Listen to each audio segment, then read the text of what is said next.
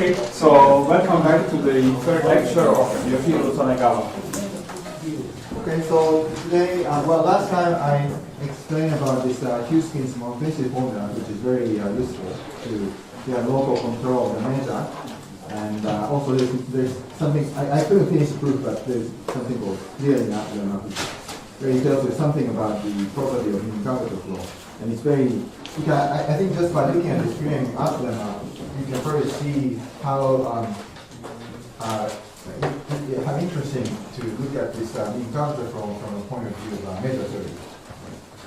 But today I changed a little bit, well, I think it's more like continuation, but what I meant to do today is to tell you about certain compactness properties of Brakke flows, and also something about this, something called the tangent flows of the Brakke flow, which would be very useful to look at normal behavior of the mean curvature flow.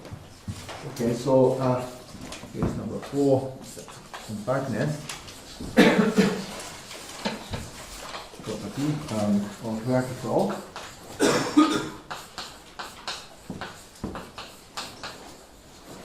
And tangent flow.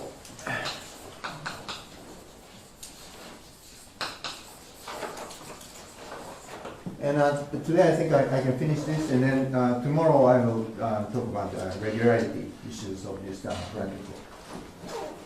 Okay, so let's start out by just writing the theorem. So this is 1. Suppose we have a sequence of Brakke flow now. So mu I is the index I equal to 1, 2, 3. Is a sequence of Brakke flow.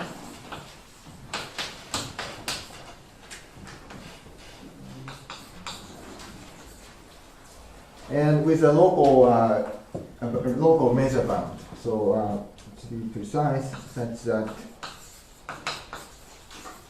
for any compact set, and let's see, this time interval could be infinite. So for any compact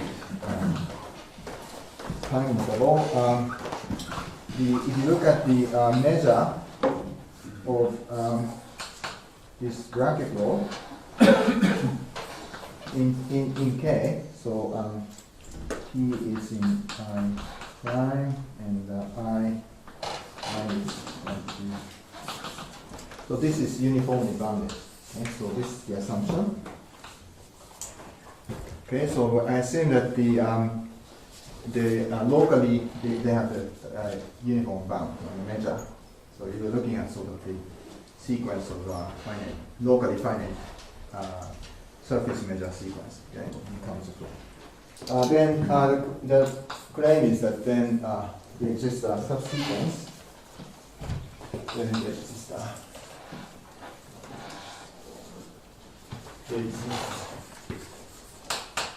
a subsequence.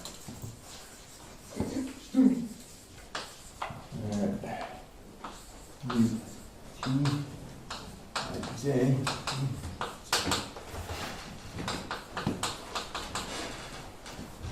So that's subsequence. And limiting Brakke flow.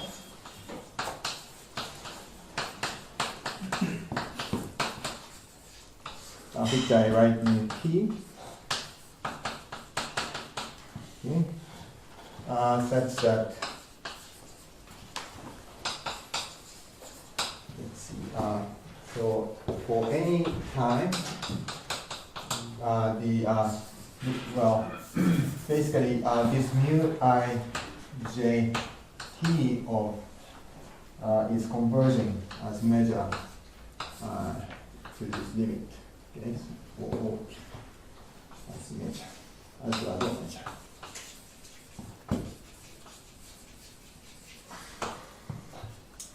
Okay, so that's the claim. So the point is, oh yeah, I should emphasize that you can take a single, well, you can take a subsequence. This subsequence converges for all time. Okay, so I'm not saying that you fix time and then you can take a subsequence, but you can take one subsequence such that for all time it is converging to this limit, right? And the convergence is strong. Okay, so maybe I should emphasize it. Yeah, this is measurement for any continuous function. Yeah, as a measure means really, for any phi, the limit of j goes to infinity of phi of x d mu I j t of x is equal to phi of x of d mu t. Okay, so that's what I mean by convergence equation. Okay, so now this is and also of course important thing is actually the limit is also Brakke form. So that's something that's kind of nice. And if you think about this, even in the context of smooth mean curvature flow, this is not obviously, so it's not obvious that if you have a sequence of nice smooth mean curvature flow, you have a sequence of that, and you take a limit, and what can you say about the limit? In general, the limiting guy may not be smooth mean curvature flow, but at least this is a Brakke flow. So in that sense, even if you're looking at the smooth class, this Brakke flow is actually quite relevant because quite often you want to do some certain kind of compactness argument to for example, like after dilations of the mean curvature flow, you might want to see what you can say about the convergence. Okay, so now to prove this theorem, so that's a statement. So to prove, we have a very nice, to prove this, we use the following, rather important result from GMT. Result.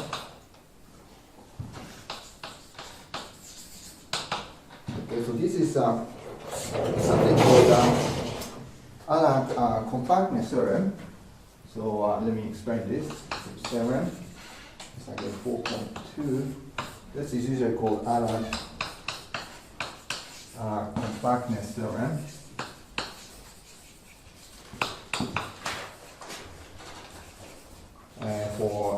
Well, I don't talk about this much, but so integral bifold. Now, I forgot to say this, but in fact, this Brakke flow is actually formulated for using the language of so-called bifolds. But I felt like I don't have time to explain about bifolds, so I'm keeping this notion of bifold.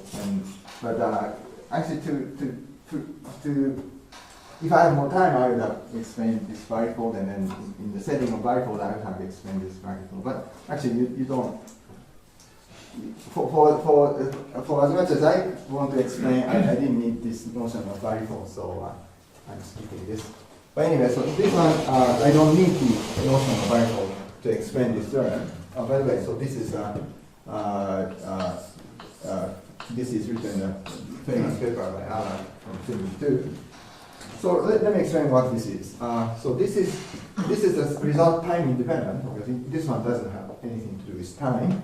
But this is just claim. Right, so what does he say? So suppose we have just a sequence. We have mu I is just a radon measure. Just a sequence of radon measure. Well, you can really think this as sorry, not sequence. Not radon measure, but K integral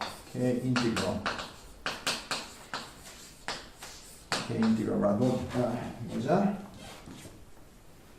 measures such with a local finite bound. That's for any compact set.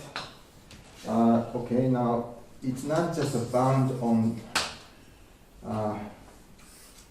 It's not just only a bound of the measure, But also, I'm assuming that this k-integral measure has also generalized mean curvature vector.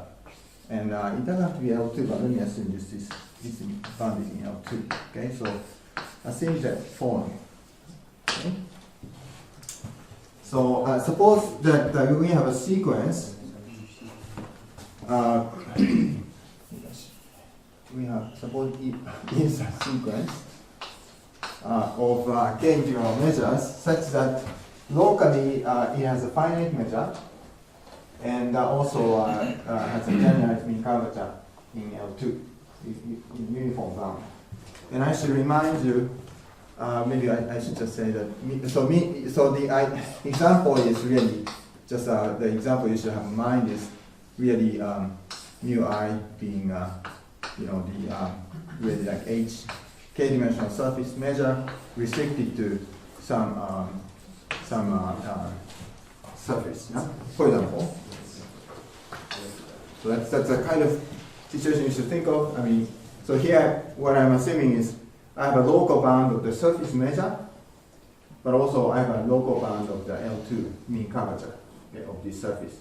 So if you are not so happy with GMT, then just think about the smooth case. Yeah, just to get an idea. Then the claim is the following. So then there exists a subsequence again, and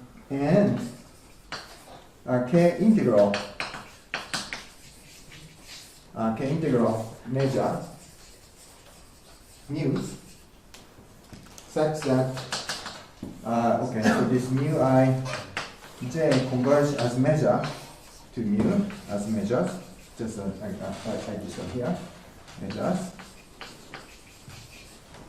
And also, you have the low semi-continuity of the mean curvature. So this limit also has a limit L2 mean curvature. Okay, maybe I should have test function. Okay. So this is less than equal to limit of the this h mu I of the this is true for here's phi for any test function. So compact.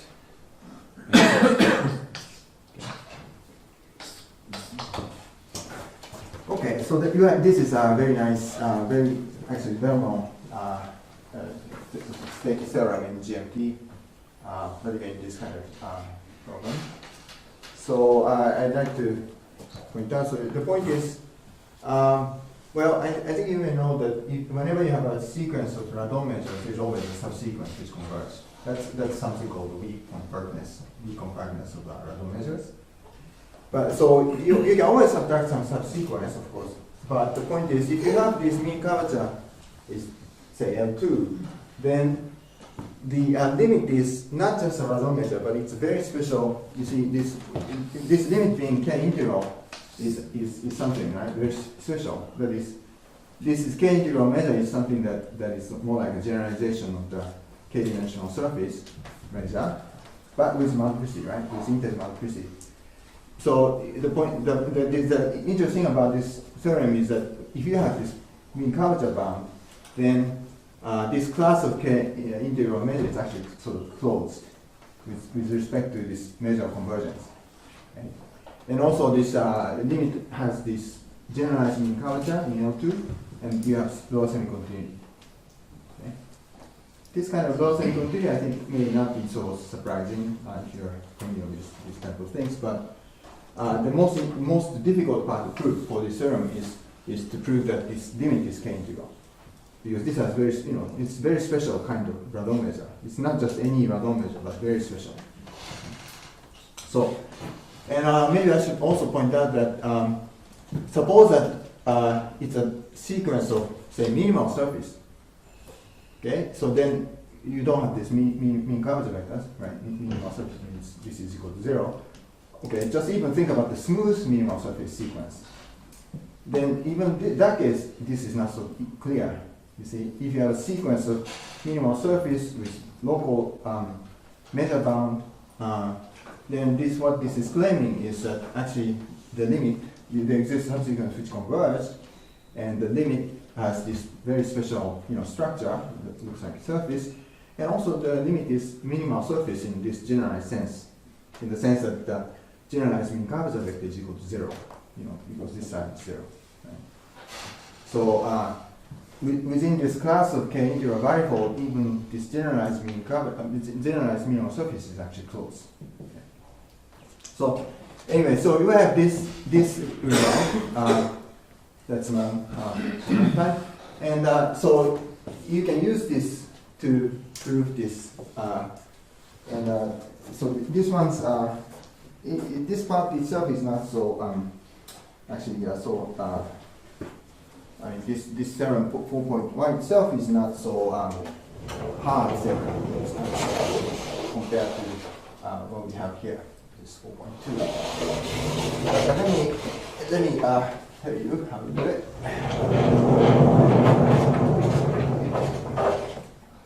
Any questions? I hope it's clear up to this point. Yeah, it's fine.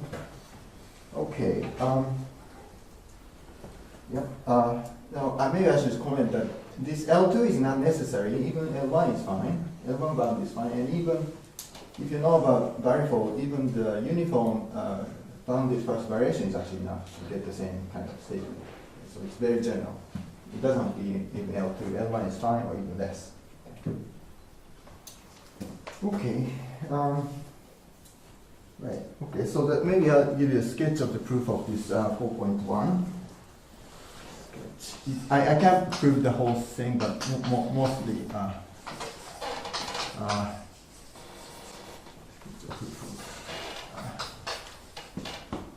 One. Okay. So how does this go? I just need to prove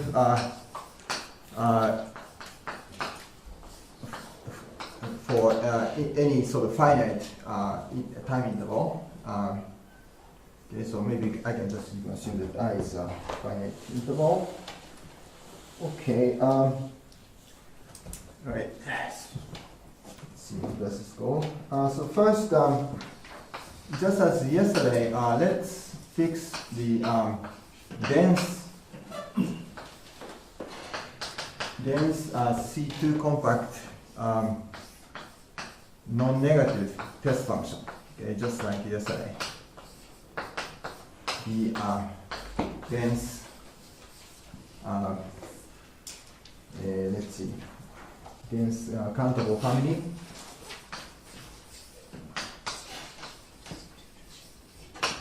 In C compact of Rn plus with respect to pseudo, it's a separable. Okay. And I need to basically prove the convergence for this guy because of the denseness argument, density argument. So you can imagine. So we just need to prove that we can take a subsequence, a single subsequence, such that for all time the mu t of mu t ij of phi j is convergent. Yeah? So that's maybe I actually use the index k. Sorry. J is already there, so okay, infinity.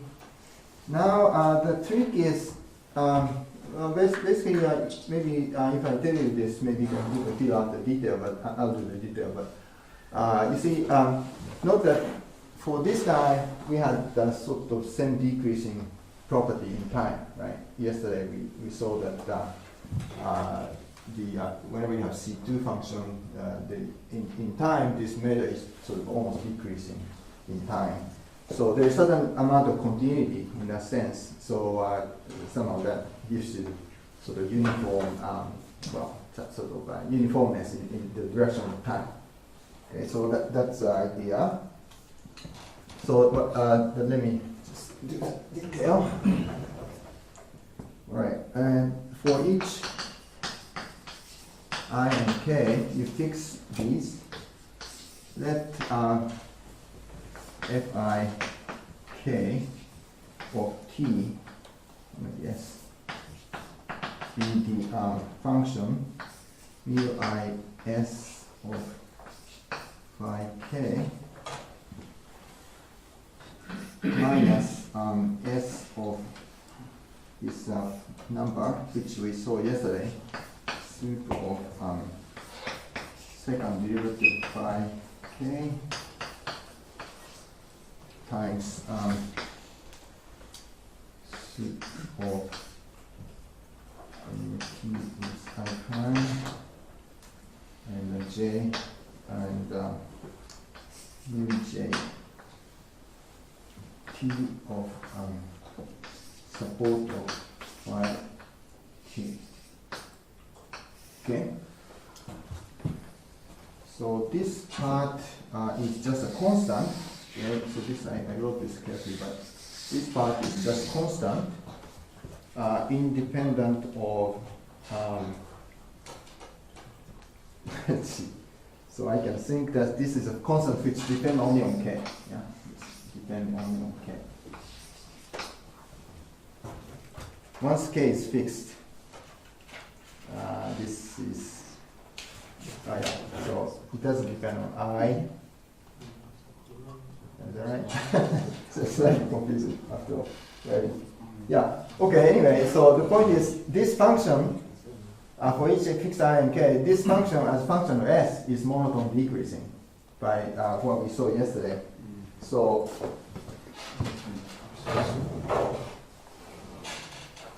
okay, I hope that's fine. But by the way, yeah. So this is bounded, right? Because uniformly bounded with respect to j because of the local measure bound. Now, so okay, so now by yeah? What is the first? I'm sorry. Yeah, sorry. I was thinking same thing. Sorry. Yeah, no soup. I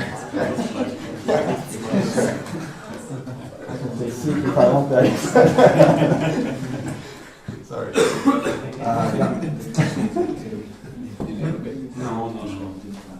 Okay, sorry. That was confusing. Now, by proposition 3.1 from yesterday, this fi k is a monotone decreasing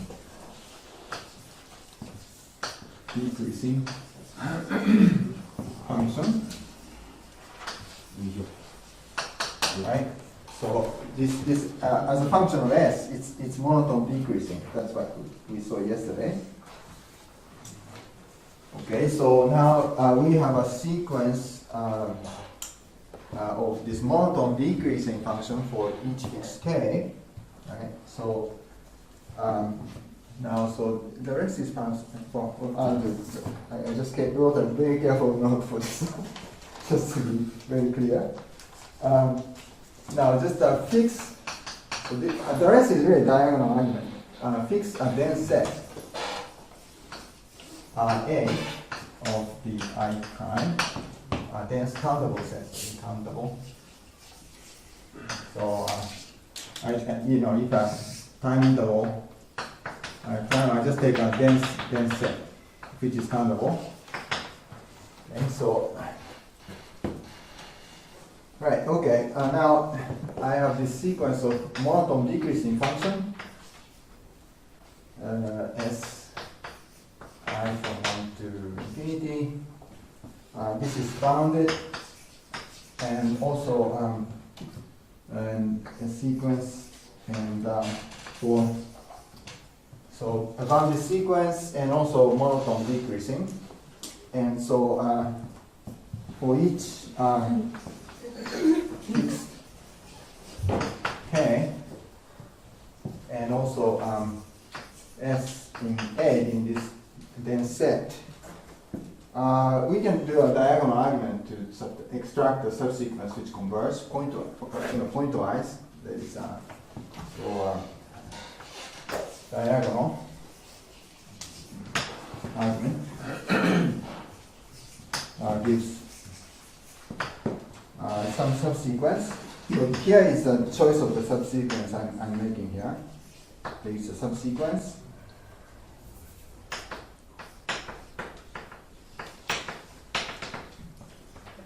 Such that this f I j k of s, okay, is j from 1 to infinity, converges to some number which I call a gks. Because it's a bounded, it's after all, it's a bounded numbers, a sequence, bounded sequence of numbers. So there is a subsequence which converges, and we can do it for all point A, all pointing this A. That's by diagonal argument. Right, so that's fine. And the other thing is, well, since this is a sequence of this function itself is monotone decreasing, it's easy to see that this also that note that the gks is actually is a monotone decreasing function.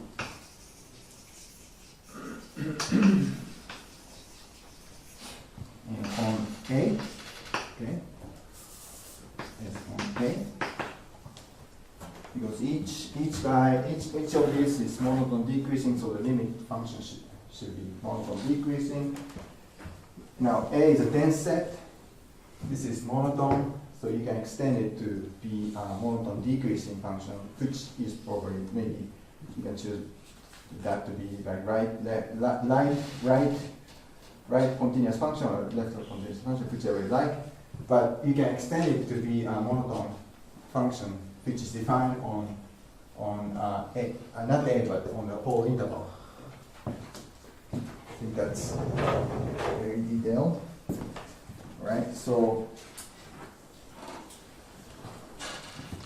we can extend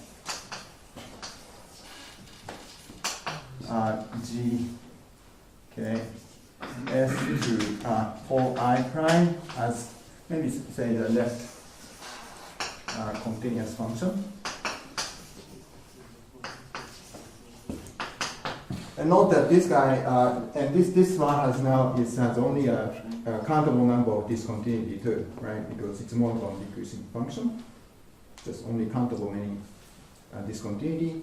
And now it's not so difficult to check that then at places where GK is continuous,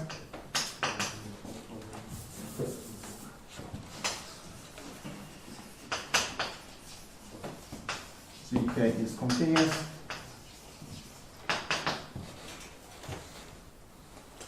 this F, let's see, so this means A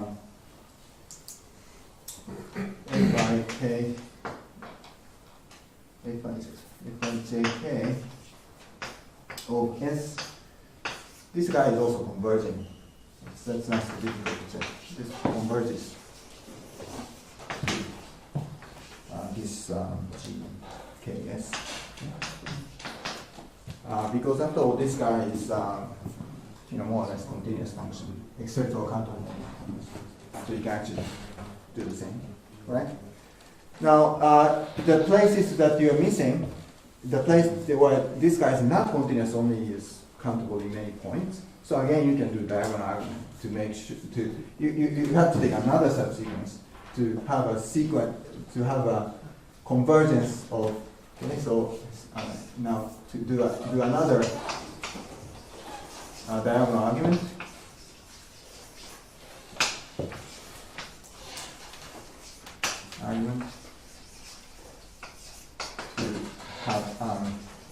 To have this F. So this is not going to the same subsequence, but let me write by the same notation. Converges to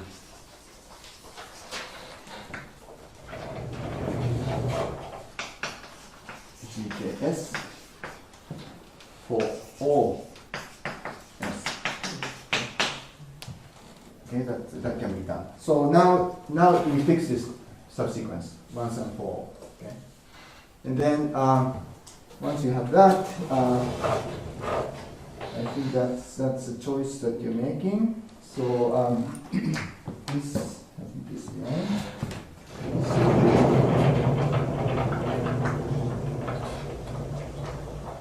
Okay.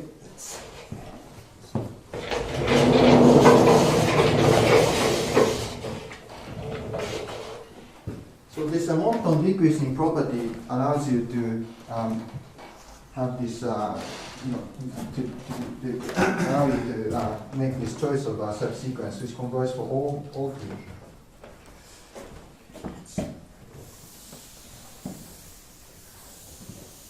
Yeah, if you don't have this, then that you can do it. And some problem of this type is somehow you sometimes don't have this type of monotoneness, so you have some problem. But here it's nice. Yeah, it's monotone.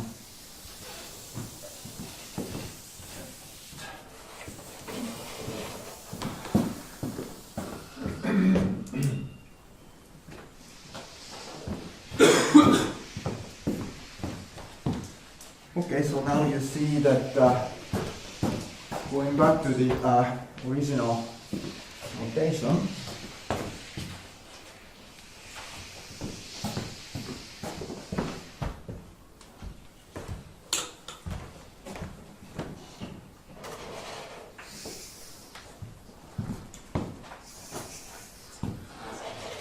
Okay, so now what we have is, so what does this mean? So GK, this guy is after all that one, right? So that means that this shows you that this f I j k of s, okay, so I think I'm not saying the same thing. Mu I j s of phi k, this is j, so 1 to infinity is converging to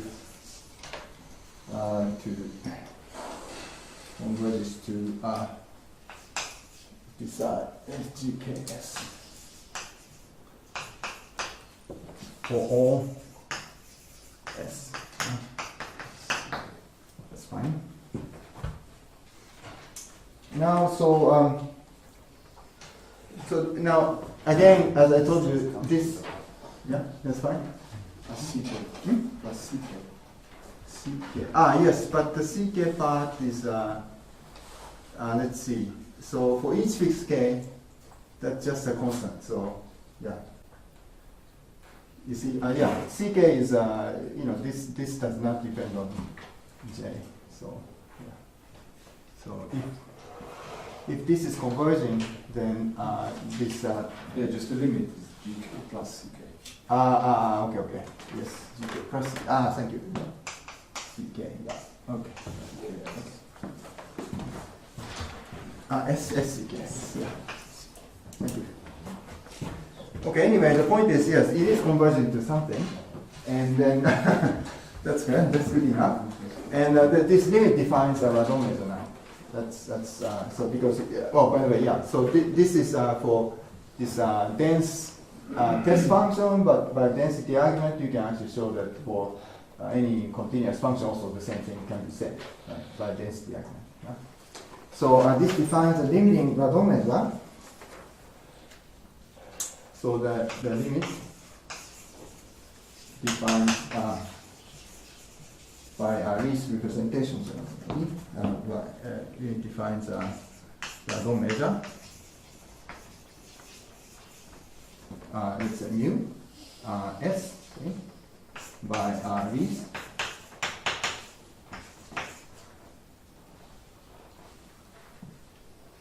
Representation 7. Okay, so the next thing is, okay, so now, we have some radon measure, but we don't really know much about this at this point. It's just a radon measure for the moment. But now that this is the place where we use this Allard theorem. Now we do the following. So you see, this definitely has a finite measure. That's not a problem with respect to S. Uniform. You have a uniform measure bound independent of S because of we have the same things for this sequence. But we want to have something more. We want to have some kind of mean curvature bound. Yeah? So that's what we are aiming at now. So let's look at that case. So for any C2 test functions, and also let's say I prime in T1 to T2,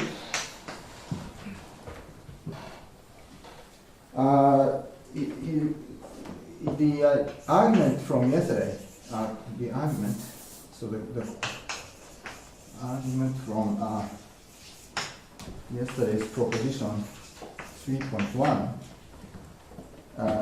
tells you the following. So I don't want to repeat this same computation. So when we proved that that guy is monotone decreasing in time, you remember we had some inequality using a Cauchy-Schwarz. Now I just throw away the term which involved the mean curvature L2. Remember that we ended having minus of mean curvature L2 on the right hand side of the inequality, but I just throw that away because it's negative. Now I can keep that guy, right? So now we end up having, so we have the following. If you look at the note, you will notice right away that if you didn't throw away that term, we would have this bound. We would have a phi of mean curvature of Si j of square giving you ij. This is bounded by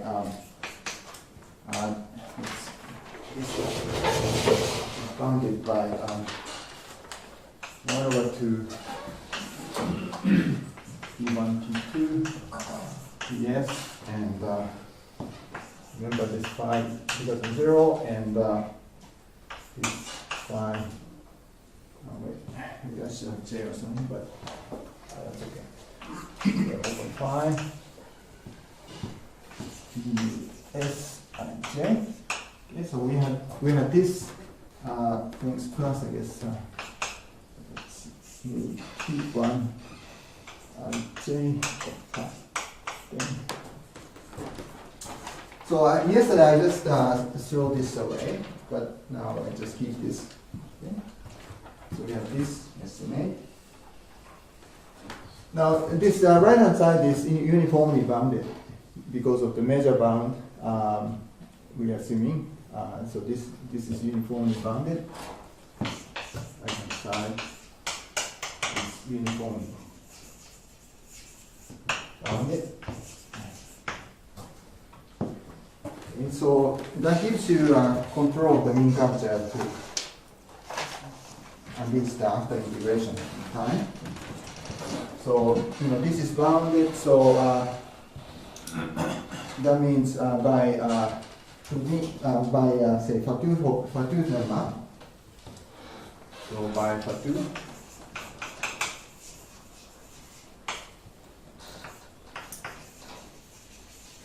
We have lim info this quantity is bounded, okay, for almost all. Yes, is bounded for almost all S. Not all, not for all S, but at least for almost all S, this is bounded. Okay. So you see, now we are in good shape. We have this L2 bound, we have measure bound. Now we can apply, Allard compactness theorem to conclude that this limit is K integral, first of all. Okay. So, right, that's good. So by theorem 4.2 of Allard, the limit mu s is k integral. Okay. Because precisely because of this L2 bound of mean curvature. And also here is Lorentzian continuity. S square s is less than equal to the limit of phi of h j s j. Again for almost all s. Okay. Now, okay, so now the rest you have to actually prove that this limiting measure satisfies Brakke's inequality. This condition, the last condition for this guy being a Brakke flow, right? We have almost everything. We have almost everywhere this guy is k integral. That was the first condition, you remember? And the next one is you have a mean curvature L2. Actually, you can integrate this respect to time, and you know it, this guy is in space-time bounded. Okay. L2. So you have the second condition satisfied, and also I guess the second condition was I think uniform measurements, which we have. The third one is yes. The fourth one is the inequality of Brakke flow. Now that one, you remember that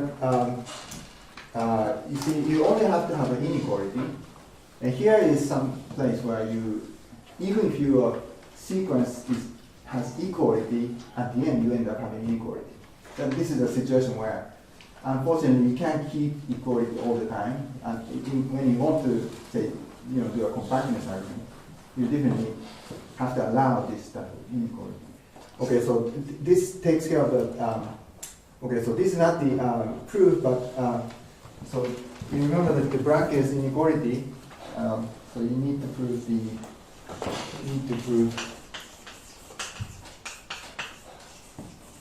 this equation inequality 6. Yeah, I put the number for that. But so this takes care of the sort of quadratic term with respect to mean curvature, roughly speaking. And there's another term which is of this type. We have to do something about this guy. Now, here is something that you need sort of a notion of bifold convergence. And so here, I want to skip this part, but you can actually prove that this converges, okay, at least after time integration. You can actually prove that this converges after time. That here is something you need to prove, but I skip this part because I need to introduce more notion. This also can be proved. This is more like a bit like weak convergence because you can throw. You see, you can integrate. Well, because of the first variation formula, you can change it to the one that involves the divergence of this nabla phi by the definition of this first variation, and then but you still have this tangent space projection after integration by parts. Now here it can be proved using.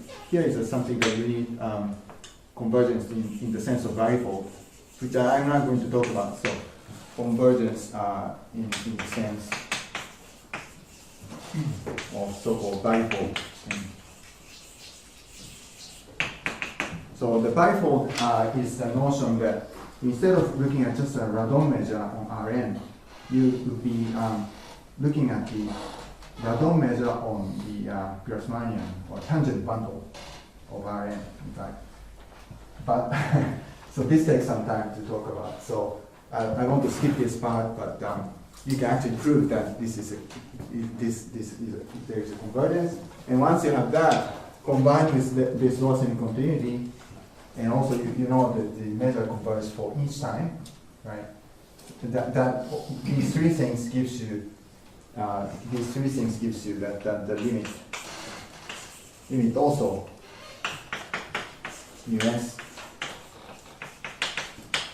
satisfies also this last piece of inequality. Okay? So I hope that this made some sort of heuristic sense that you have this Gaussian continuity, that part, you have this something called bifold convergence, which you need to understand, but I skipped that part and that's it. Yeah. So this is a place where there's a good argument to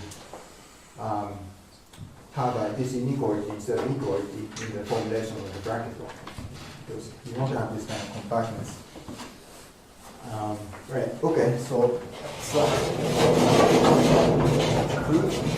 compactness. Any questions? So why do you need the phi to be C2 here? Because you want to have a, that last one, you want it to be bounded. I mean, this proposition 3.1 is under the assumption that this test function is C2 compact. C2, okay. Yeah. And then you pass the limits at the very end? Well, here is really, I'm using this just to get the mean curvature L2 bound here. Yeah. Nothing else, yeah, for this part.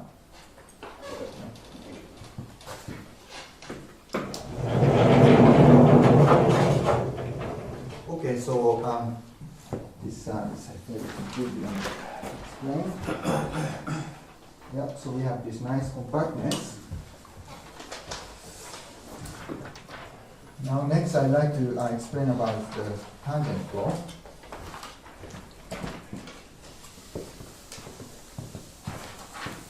Yeah, if you are familiar with the minimal surface theory, there is something called a tangent cone also for minimal surface, and this tangent law I'm going to talk about now is really the analog of this tangent cone of minimal surface. So if you see a little analogy, but this tangent cone has a somewhat interesting difference from tangent cone for minimal surface, in the sense that there is certain homogeneity like a tangent cone, but only in backward in time. So that's a very different, interesting difference from minimal surface case.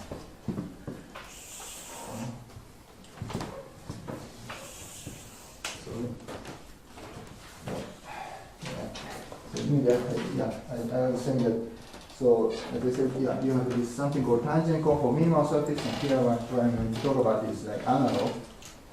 But this one is cone-like only backward in time, as you can see. It's sort of homogeneous only backward in time. And forward, I don't really know what's going on. Okay, so now the setting is following. So suppose we have a sequence of we have a Brakke flow. Okay, this again is a Brakke flow.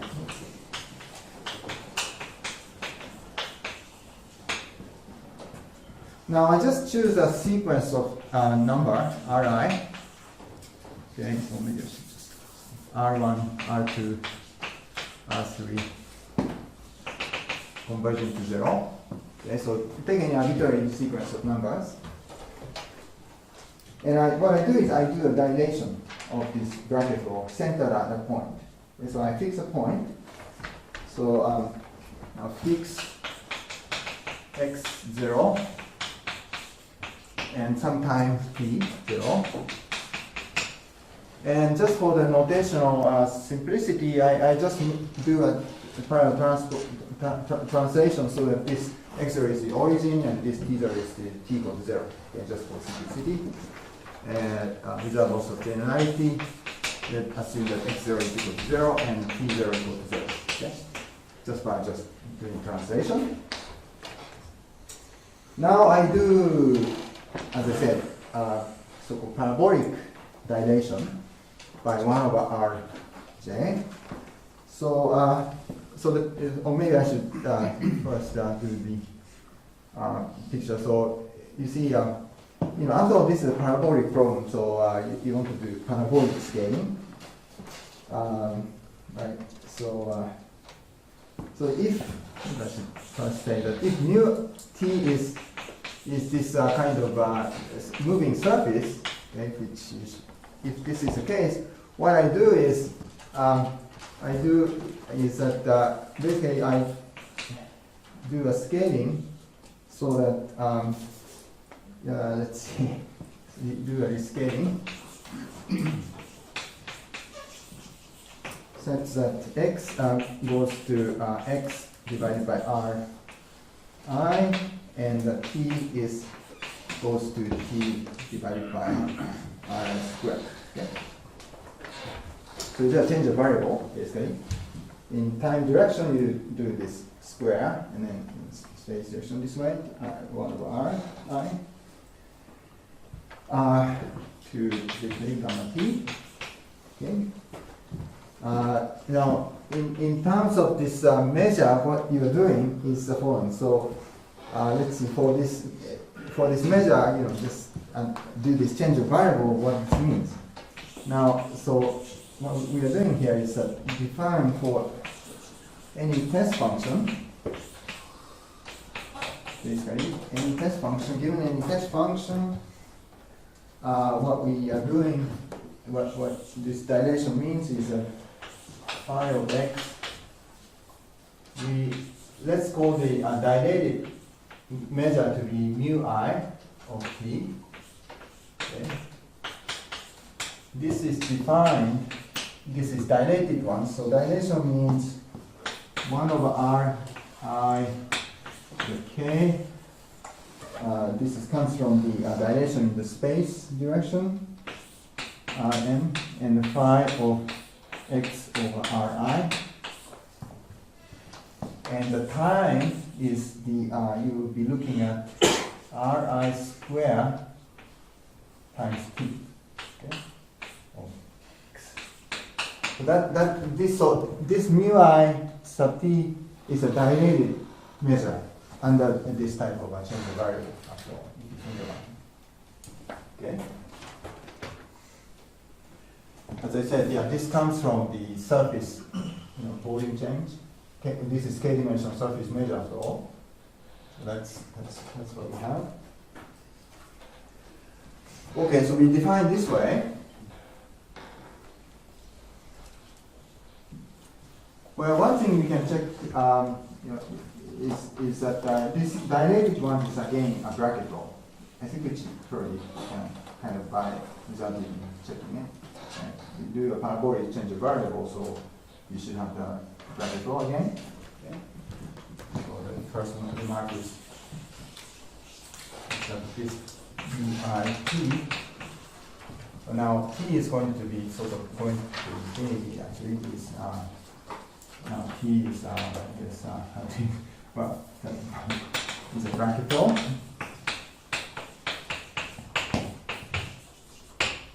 Okay, for each I.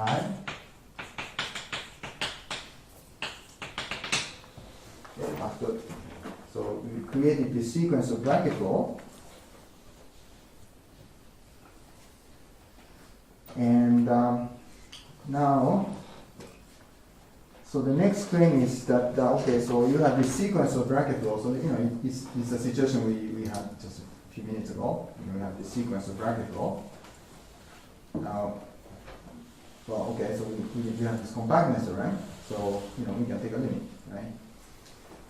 And this limit is something called the tangent flow. So this tangent flow has very interesting property. So let me explain this. This is 4.3. Now there exists a subsequence. Okay, we need to make sure that this has a local finite measure, but I think we can do that. There is a subsequence and a limit, a bracket law.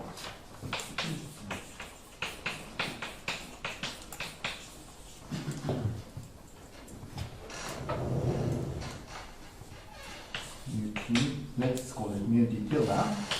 Now this guy is defined for all r, for all time, and such that for all time well, you have to understand this appropriately, but UTI, let's see, it's a sequence UTIJ, okay, so J converges to mu T as J goes infinity for all time. Yeah, I know this already, for all time. Okay, and so this follows more or less from the compactness theorem I just explained before. You need a local measure bound, but I'll get to that. And sorry, this two. Moreover, this is an interesting part. Moreover, what can you say about this limit? This mu T now satisfies this invariance. Satisfies that for all r,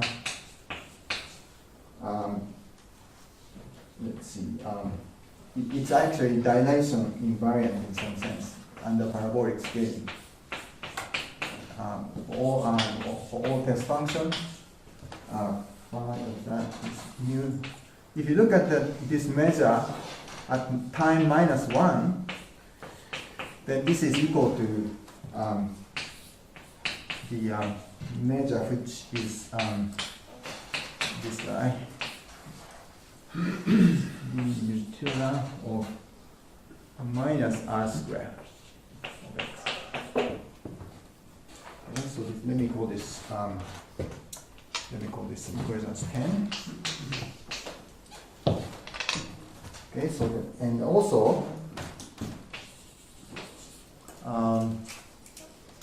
let's see. So what we have is that also that the mean curvature of this limiting bracket law satisfies this equation.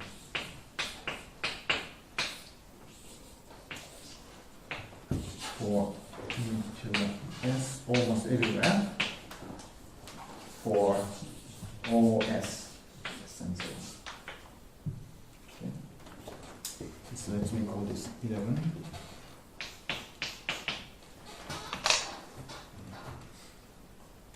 And finally, this mu tilde S is called a tangent law. Of mu at, well, here I just did a translation, but going back to the original coordinate, x0, t0. Okay? Hope it's clear.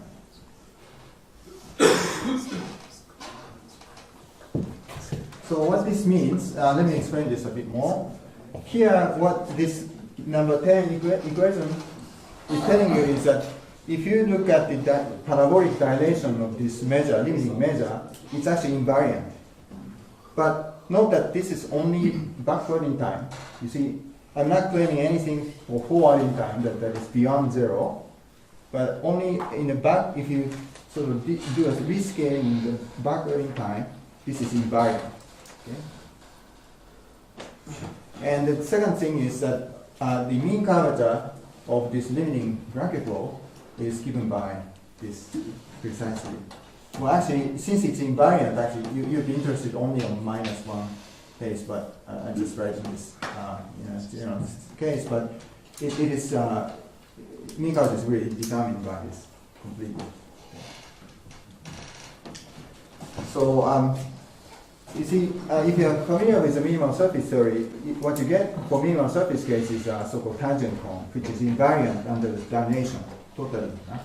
And in that case, of course, this is equal to 0. Minimal surface is 0, right? So in that case, it just says that the position vector is, I guess, position vector is orthogonal to the tangent. So that really means it's like a cone. Okay. But in this parabolic problem case, it's not necessary that you have 0 here, of course. But okay, so that's the. And note that, for example, the shrinking sphere is a good example that you should have in mind. So we had this. So in the, what happened to the scaling factor R to the K? Yeah. So Oh, this one? One, yes. Ah, okay. The- Yeah, let's see. I think it should be any problem. Let's see. The scaling is you see the limit of this divided by this goes to basically this guy. So yeah, you see this guy goes in here. Okay, so I hope that makes sense. Yeah.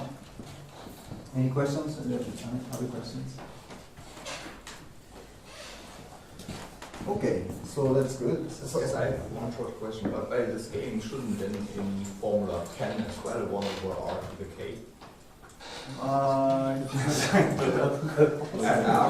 Okay. Let's see. Yeah, maybe it's very Okay. Forward. I see. Okay, maybe I was writing the wrong thing. Yeah, maybe right. Okay, maybe yes. You're maybe right. Yeah.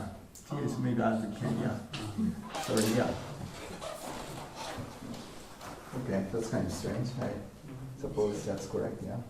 Well, you want it to be scaling invariant. Yeah, I guess so. Yes, I suppose so. Yeah, must be. Yeah.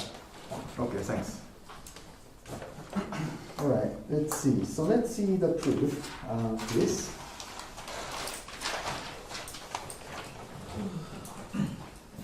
Well, if you have seen the minimal surface case, I think you can kind of have a good guess of what to do. You obviously use this monotonicity formula. But let's see how it goes. So I have a question. Yes. Could you link this to the Hamilton's result for the asymptotic fate of mean curvature flow to Yeah.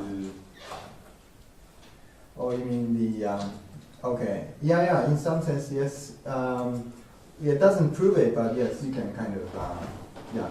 I mean, too, in some sense, yes. I mean, if you have convex things that shrink into a point, and Because I'm wondering if there's an analog sort of result Yeah, in this yeah. setting where you basically prove, so to speak, the same thing. yeah, it's in this way. converging to sphere, which is self-similar. But yeah, this doesn't prove it, but yes, that's used a lot. Yes. Yeah. You mean Hamilton or Huisken? Huisken. Yeah, Huisken. Yeah. Okay. Yes, it's definitely you use this type of things. Even though this doesn't give you any proof, but yeah, it is back in the mind, I guess. Yeah. Okay. Yeah. So I think if I finish the proof of this, that's good for today.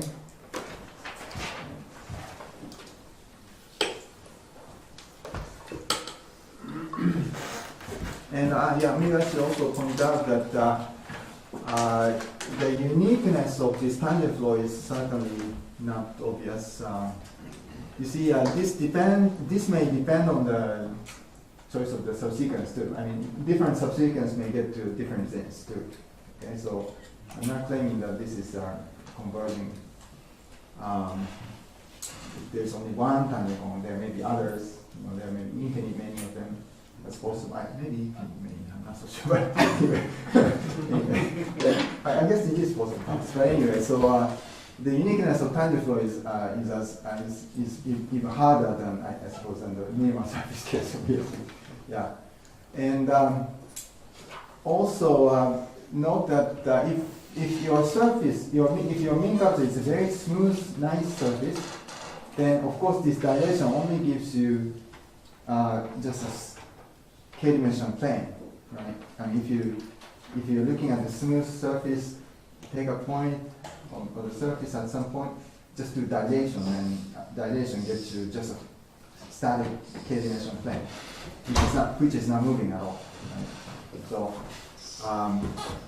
yeah. So, and this actually relates to the tomorrow's topic of regularity. I'll explain to you. I'm not so sure how much I can explain, but if this tangent flow happen to be a k-dimensional plane, which is not moving, then actually at that point it's a regular point. It's actually there's a neighborhood where this flow is a C infinity mean curvature flow. Okay. So this tangent flow being if you have k-dimensional plane, then it's actually a regular point too. And so this also characterizes the singularity of the mean curvature flow. And whenever you don't have a k-dimensional plane, you have singularity. But if you do have a k-dimensional plane, then it's regular. Okay? And if it's regular, of course, it's the standard flow is a k-dimensional plane also. So that does give you a certain characterization of singularity of the flow. So one last thing, so the notion of tangent flow is a condition 10 alone, or 10 and 11? Well, actually 10 is supposed to be the dilation invariance, and 11 is supposed to be the mean curvature is given by the, yeah. Is that right? Okay. Oh, you mean being tangent flow? I guess I was trying to understand Yeah. what characterizes all measures which are scale invariant in the sense of 10. Okay. Yeah, I guess if 10 is true, then actually it's almost, for Brakke flow, it's almost equivalent. That's what I was Yeah, they're equivalent in fact. Yeah. I'll show you the proof. But,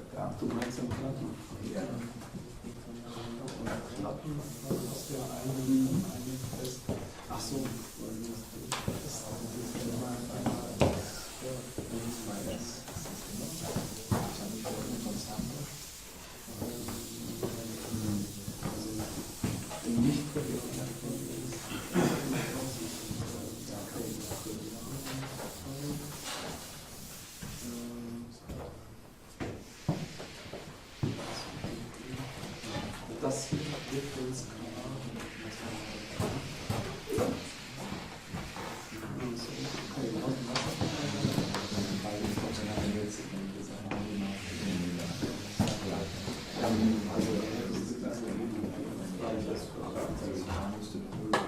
okay.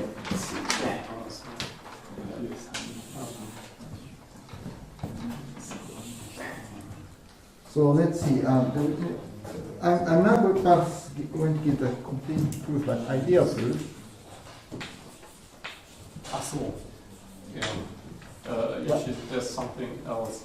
Okay. In 11, shouldn't there be some HU1 or something?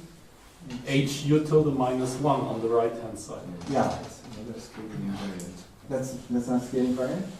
No, I mean, it has to be related to HU to the -1, right? That in this formula there's no HU to the -1. It cannot be the same for. I mean, no, your right hand side is now fixed. If it's a No, plane, it's not it's fixed, there's the projection operator and the old code. Yeah. Projection operator is point. Yeah, I think that should be okay. Yeah. Let's see. Well, I'm sure it's approximately true. So, let me just proceed. Yeah, just see how it goes. Yeah. So when it's a plane, then it's. yeah. Well, mean curvature scales like 1 over distance, right? And then the right hand side is also does in some sense because s is time. But when you have a plane in this time independent, and in the smooth Yeah. case, then the mean curvature should be 0, right? Yeah. But your right hand side can never be 0. Oh no, because it's, Oh, it's no, normal maybe it's- projection. but it's- Yeah, it's zero. it's normal It's projection. 0, okay. Yeah, it's 0. Yeah. Now let me just quickly just do this. So remember this proposition 3.3 gives you first of all the local uniform. Okay, so let me first tell you why you can take this sequence, because to do that you need a local measure band, right? From previous proposition. So let me just point out that part. For any r and any t, let's say r squared to r squared. Now remember that the mu I of t of radius, both radius r. So this is rescale measure. This is by definition is ri to the k, and d of ri r of c mu ri square times Tx. Okay, so that's by definition, that's how it's defined. And this is equal to mu of Ri square T of V R divided by Ri to the K. It's the same thing. Okay, so now if you do this kind of thing, remember that we had the upper density ratio bound for this one, okay, that which is uniform. Okay, so this gives you this is less than equal to R to the K. Okay, so this part is bounded times some constant times mu of initial time of Rn. Okay. This part is proposition 3.3. That gives you the upper density ratio bound. Okay. So because of that, this quantity is uniformly bounded, independent of I. Okay. So that's actually it's natural. I mean, you're sort of zooming in, right? You're doing scaling, and we know that this quantity is bounded. I mean, scales like R to the K. So you know you can do derivation. Okay. So so this is so we have this bound. So since we have this local measure bound.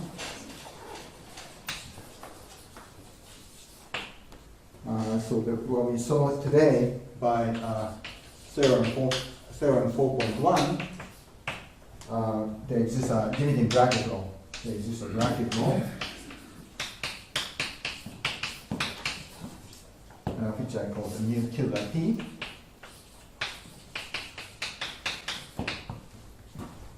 Such that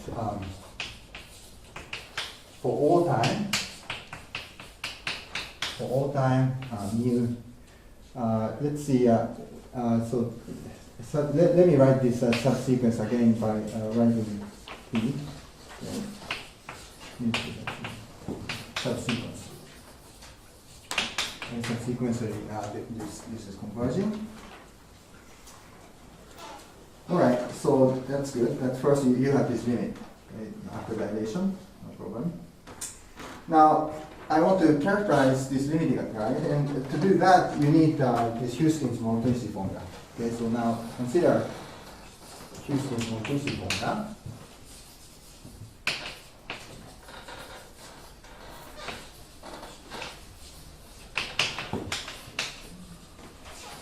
Which I put the number 7. I think I probably can finish this. Now, with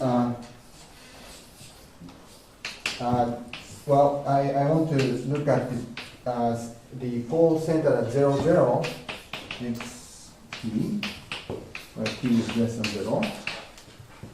Now, remember that what Huisken's monotonicity said. This monotonicity formula said that rho of x t mu t, this is decreasing in t. Okay, so that is as t goes as t increases, this was decreasing. Yeah?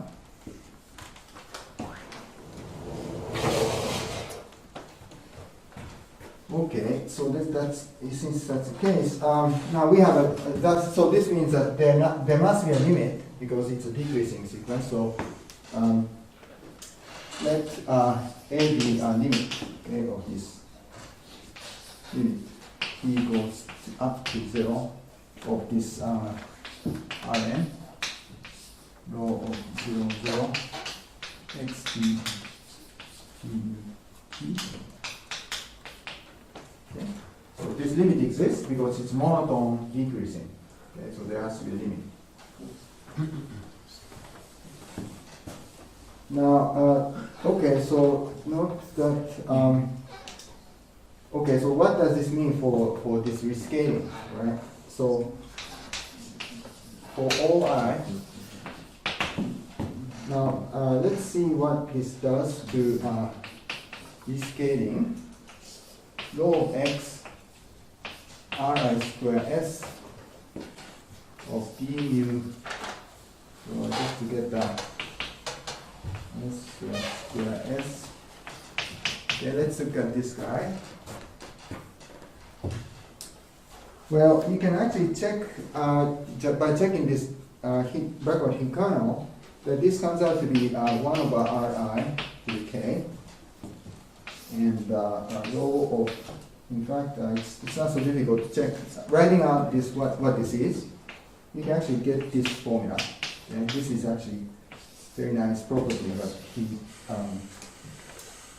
Hink kernel.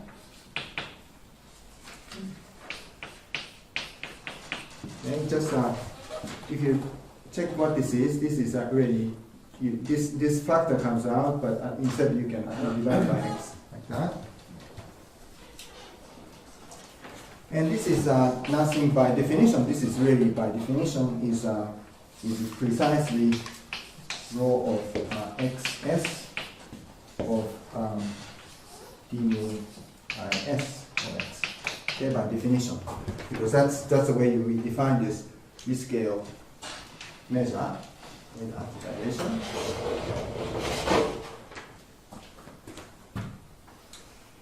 And note that as ri goes to 0, not sorry. Note that this one, let's see. So when for each fixed s, I guess you fix s. If you let I goes to infinity, what happens? This, as I goes to infinity, this converges to 0, right? This converges to 0. But now we know that if this guy goes to 0, it is converging to A, right? So for each S, for all S, yeah, this actually is converging to A. Okay? Because let me answer. Here is sequence, and as I goes to infinity, this approaches to 0. But you see there, as t goes to 0, you know it's converges to A. So this converges to A for all s. Yeah. And then the limit of this measure is at the same time is mu tilde of s. Right. So that means this Hink kernel, if you integrate with respect to this limiting denominator, is a constant. Yeah. So that gives you some values of it. And there's a little computation that you have to make, but okay, maybe I'll just do it.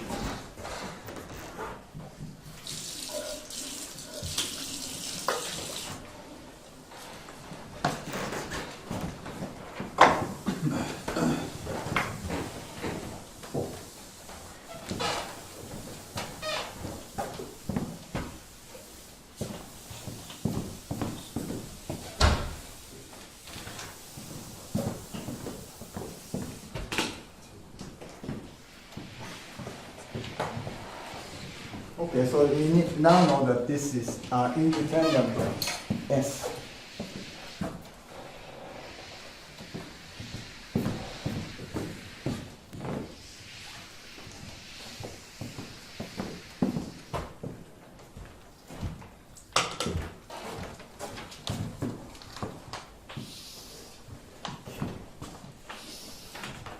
So what we got is that yeah. So this implies that this limiting measure has this property that it's invariant to the s of x is actually constant. Okay? So that's what we get for all s less than 0. Okay? It's sort of with respect to this Gaussian kernel, it is invariant. Now what we have, okay, so this is invariant, but now what this means, it's actually from this, you immediately get 11, okay? Now, note that, well, after all, this is a Brakke flow. Now you can use Huisken's monotonicity formula. Now Huisken monotonicity formula, you have the right hand and left hand side. Left hand side you have this quadratic term with negative sign. You remember this Huisken monotonicity formula. And so maybe I should write this again, but well, okay, maybe I just write this. But with respect to this, to the S, where S is from say T1 to T2, it's supposed to be less than equal to minus of T2 of this H. Let's see, I forgot what exact things, but here is plus maybe minus of yeah, 2s x filled up something else. Maybe minus, yeah. Okay, so you have these things. Yes. And so this has to vanish, yeah? Because this is supposed to be 0. And it doesn't depend on s, right? So this side is going to be 0.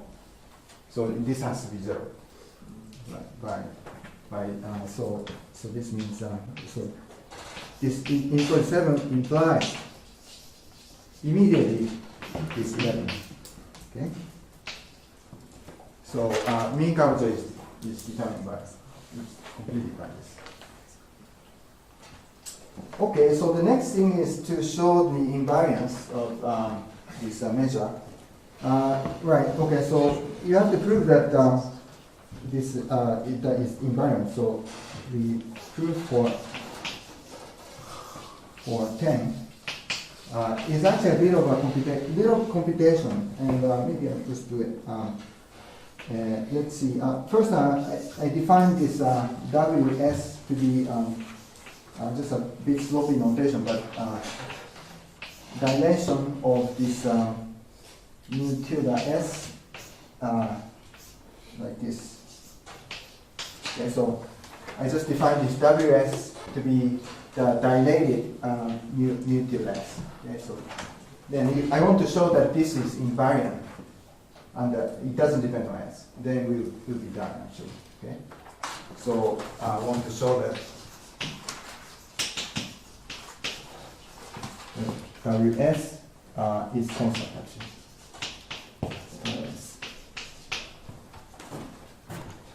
This measure doesn't depend on S. Yes, and will be done.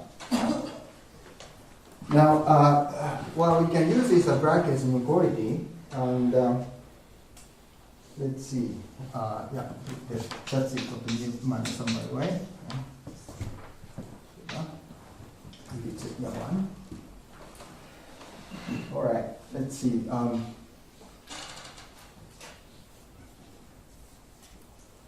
So what we do?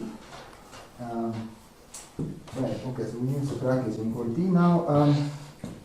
So what we do look at is the for any, let's say C1 compact test function. Okay. Well, the thing about this Brakke's inequality is you can only use a positive test function. So and then and let S1 and S2 like that.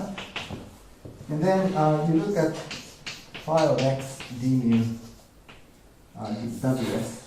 ws. Now look at this quantity. Okay. Now if you write this in terms of mu tilde, this is going to be by definition phi of x square root of minus s and the d mu tilde s. That's what it is. Okay, this ws is defined to be the same as this. Okay, that's how we define this ws. Okay. Now, okay. Now what you do is we think this as a test function of Brakke's inequality. Okay?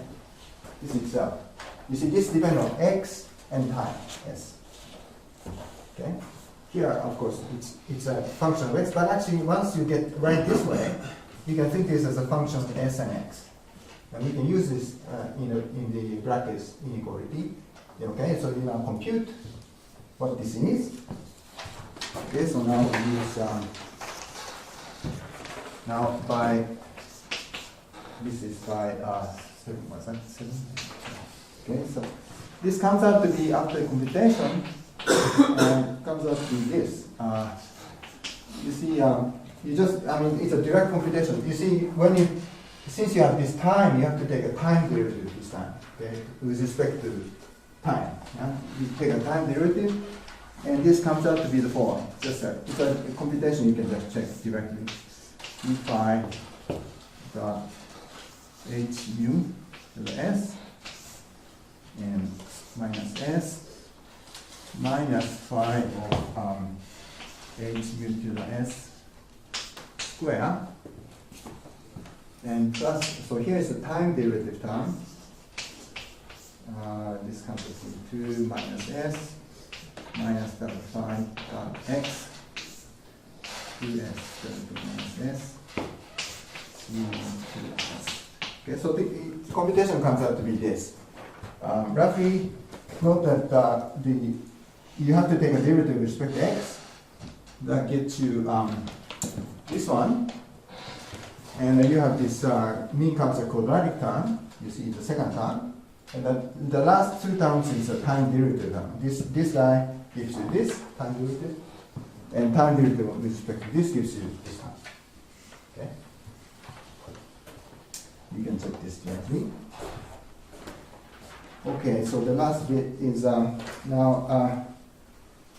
all right, so now we know already what this is. This is supposed to be equal to h parab. This one is h parab 2s. Okay, we know that already. So that's good that we have this term. And this looks like similar, right? Minus sign. But you have this projection. That's the only difference. And now we need a little bit of more computation. Now note that phi of h mu to the square. Well, this is already, we know that this is phi of h dot 2s of x. Right? Okay. By just one h, we replace it by this one. Now again, we use the perpendicularity of the mean curvature vector. We can drop this if I want to, right? Because this guy is looking at x or x perp is the same because tangential component doesn't matter, right? So we can drop this. Do a first variation formula for this. Okay, so we can compute this as this is minus of divergence of this x phi over 2s. Okay. You can do that by I hope this makes sense, yeah? This is just first variation formula that we had before. The divergence of px. Now the explicit computation of this, you see here the differentiation of x projected to the tangent space gives you k. Okay, so let me just, since I kind of running out of time, I'll just write this answer. This comes out to be k times phi plus x and a tangential, here is a tangential projection of nabla phi divided by minus s. Comes out to be this. Well, I think, let's see, you should have 2s. I think 2s or something. Maybe minus sign 2. Note that differentiation of this x produces the sort of identity, you see, identity matrix. And you can take a trace with a projection to k matrix, and that produces k. Okay, that's sort of not difficult. Now this differentiation of this gives you this guy. Note that you have to projection to tangent space. Okay? Now you combine everything, actually this guy end up equal to actually 0, in fact. Because note that here's x tangential, normal, you're subtracting x. This comes out to be 0. Okay, so it's actually, if you, this times this plus this minus this is just comes out to be 0. And note that this one cancels with this one also. Okay, so this comes out to be 0. So this tells you that this is monotone decreasing. Okay. And okay, but you want to show it's not monotone decreasing, but you want to prove it's constant. Now to do that, you just look at the other direction. Okay, just a quick note. Okay, so you need another direction. You prove it's monotone decreasing, but you want to say it's constant. So to do that, you just need another line. All right, so to prove the other direction, you just use the fact that, right, okay, so, yeah. Now note that this was, the fact that this was constant, xs given to the s, x is a or s. Remember this. Now, given any function, again C1 compact, now choose choose epsilon very small so that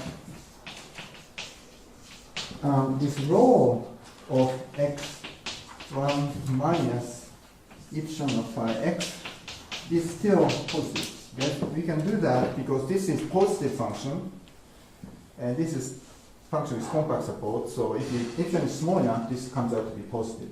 Okay. Now, why I'm doing this is I use this as a test function of a Brakke's inequality. Right? Since it's positive, I can use, do the same computation. Actually, do the same computation to prove that this rho of x1 minus epsilon phi of x of G of Ws, where S goes from S1 to S2. This is again less than equal to 0. You see, I mean, exactly the same, computation that you just saw. This is true for any test function, right? After all, any non-negative test function. So this should be true for this function.